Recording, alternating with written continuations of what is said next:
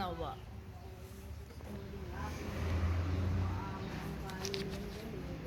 Sabi niya, namatay na dahil sa kanya ay nagpapasakit at namatay sa krus.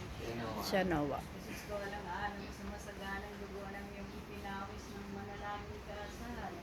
Kawan mo at patawarin ang kaluluwa ni Galedo ka. Kawan mo at patawarin ang kaluluwa ni Galedo Campes Consul. Kawan mo at patawarin ang kaluluwa ni Galedo Campes Consul.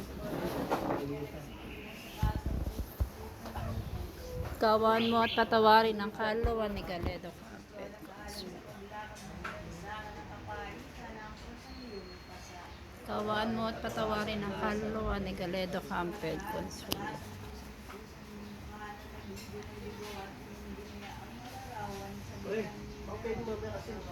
Kawan mo at patawarin ang kaluluwa ni Galedo Campes Consul.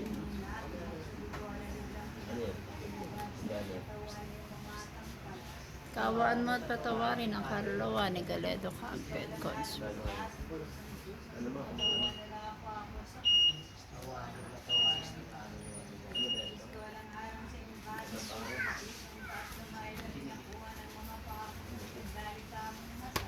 Kawan mo at patawarin ang kaluluwa ni Galedo Campes Consul.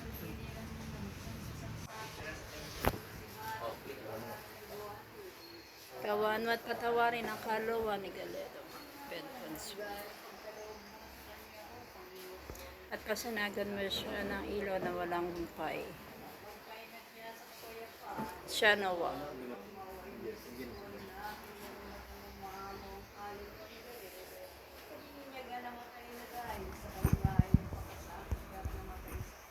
Siya nawa.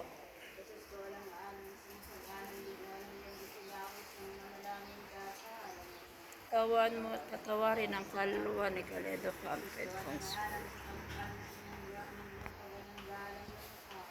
Kawan mo at patawarin ang kaluluwa ni Galedo Campes Consul.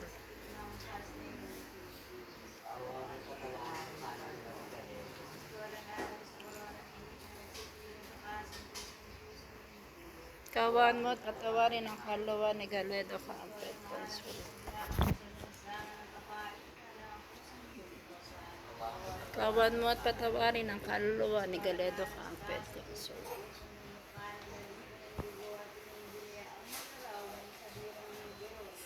Kawan mo at patawarin ang kaluluwa ni Galedo Campes Consul.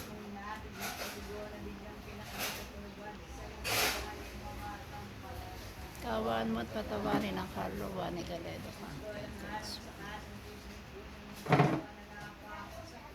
Kawan mo at patawarin ang kaluluwa ni Galedo Campes Consul.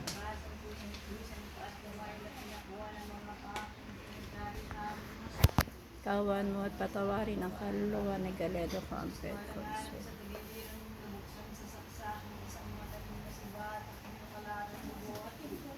Kawan mo at patawarin ang kaluluwa ni Galedo Campes Consul. At pasanagan mo siya ng ilaw na walang humpay. Siya nawa.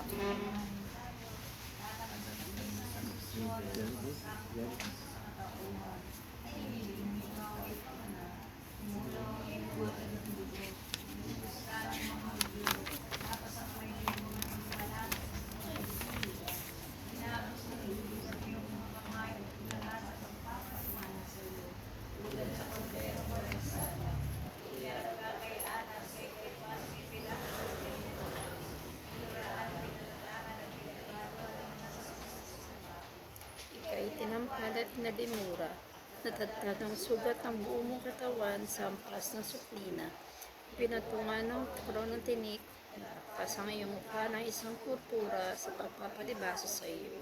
At nalagay sa isang pagkahiya-hiya at napako sa krus na natindig sa kanya ang gitna ng dalawang magnanakaw na parang isa sa kanila. At pinainom ng akdong nilakbok nilahuka ng suka at ang iyong tagiliran ay sinara ng isang sibat. Panguin mo na ang pangalaman. Kaluluwa ni Galedo Campes Consul na sa pagdurusa, niyayakit mo siya na matiwasay sa iyong kaluwalhatian.